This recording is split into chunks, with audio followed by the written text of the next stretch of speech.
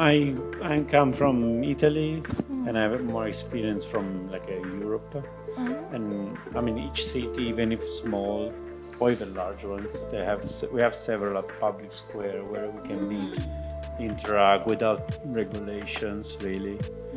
And I feel perhaps Hong Kong lacks a bit of the same luxury, really.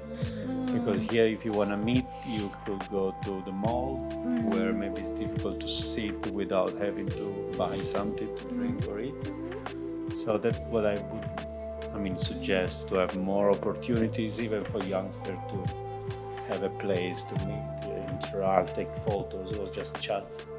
我啦，咁啊 ideal 啊兩樣啦，第一要大好緊要嘅，好細嘅話咧就好多即係冇空間嘅變咗，唔係公共空間變咗公共冇空間。第二咧係要多啲共識，少啲規則，太多規則，即係嗰啲硬規則太多係會死人嘅，冇癮啊嗰個地方大家唔好玩，咁啊唔聚咯。咁呢兩個我覺得最緊要嘅。咁如果你話喂公共空間重要性喺邊，我估頭先兩位都講咗啦，即係聚集，即係俾人喺嗰度聚集交流，咁就會有網絡。一齊去到嗰度呢，享受過嗰個地方嘅空氣同埋微風啦，咁就會有感情。咁而呢樣嘢，甚至我會講大啲係一個城市嘅 identity 同嗰個空間係好有關係。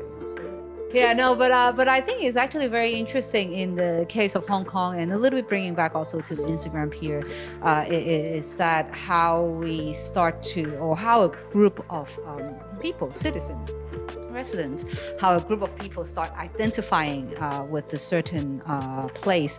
A lot of times, the physical space itself, it has a lot to do, like Lungo was saying, that it has to be big enough, and I would say it also has to be, in a central location, it's easily accessible, and all that criteria to make a space that people can identify with.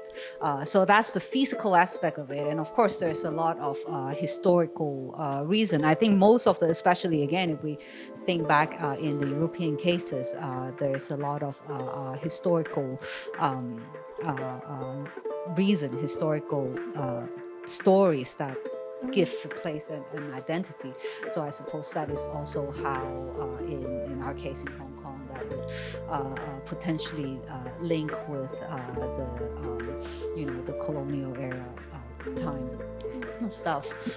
Even like the area with the city hall and all that. And I suppose like all these different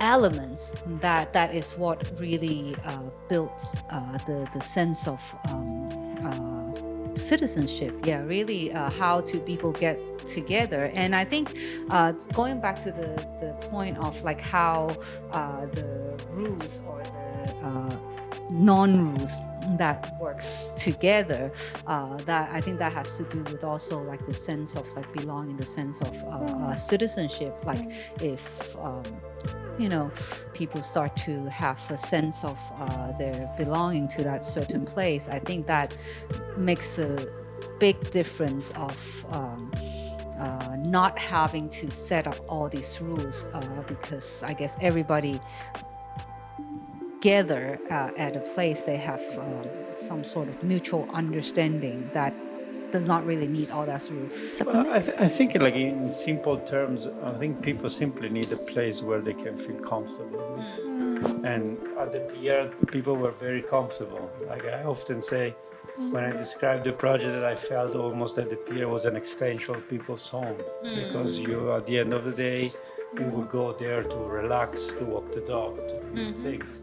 It was part of your house. You felt comfortable with, many people felt comfortable with, and it became a place where they built collective memory, etc., etc.